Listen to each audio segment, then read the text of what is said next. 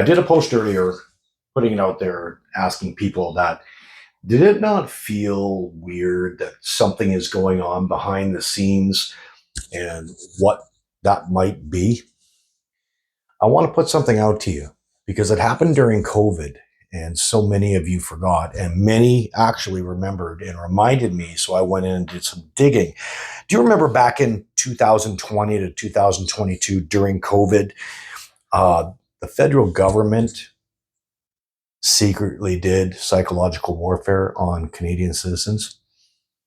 No? Well, it was actually conducted through the Privy Council on what they called behavioral insights. And what it was to help with the lockdowns, justify the vaccine. And here's the key: enforce compliance. How to influence on a large scale.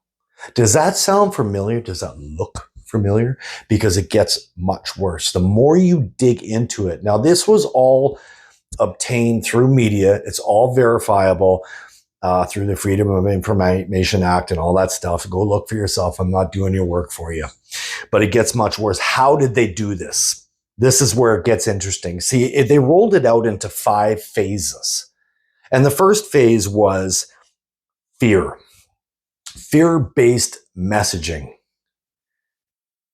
In the last, let's say, 2 or 3 years, every time they want to do something, they use fear, hate speech, bringing in immigrants, taxes. We must push EV vehicles. Everything was almost like a fear campaign, if you go back and just listen again. Listen to the way they speak. Never an answer, never an explanation, but they used fear. And the second stage would have been social pressure. They isolate the critics publicly. Public shaming.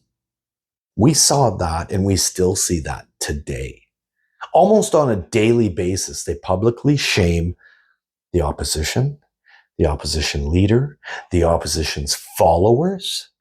If you don't think like us, you are racist. I'm not even going to get into the list. You can all formulate your own. You start to see it now? It started during COVID, but there's actually more. It gets worse. The third, now this is where it's key. Authority framing. You see, they would use experts. We see experts in almost everything, right? During COVID, they shut down doctors. They shut down nurses. The unions came forward and said, you can't talk about this or you'll lose your fucking job. So all the news, all the media, everything used government doctors, government advice. Do you remember how many nurses lost their job because they came forward and said this was bullshit, this was bullshit? This was all psychological warfare by the same fucking government that you keep reelecting. They use media. It's interesting, since 2015, after every Liberal win, hundreds of millions of dollars were given to the media to buy loyalty. And it was around 2020 they were given $600 million.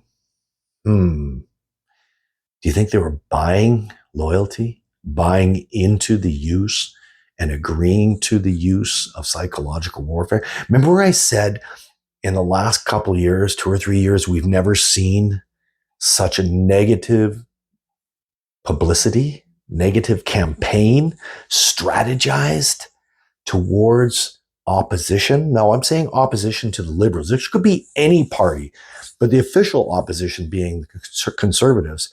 It was directly at Pierre, the Conservative members of Parliament, and then Conservative voters.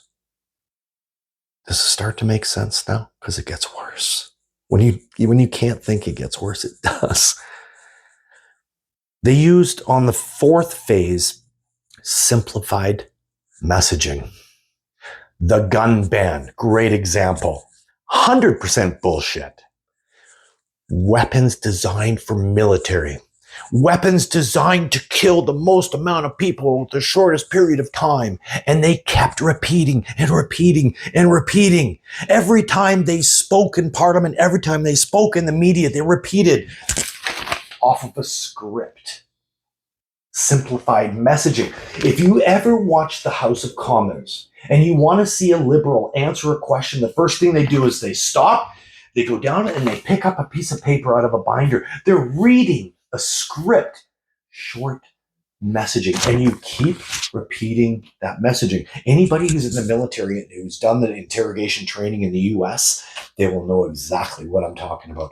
Make the story short. Doesn't have to be believable, but keep it short and keep repeating over and over again. And they use the media to do it. It's all psychological warfare.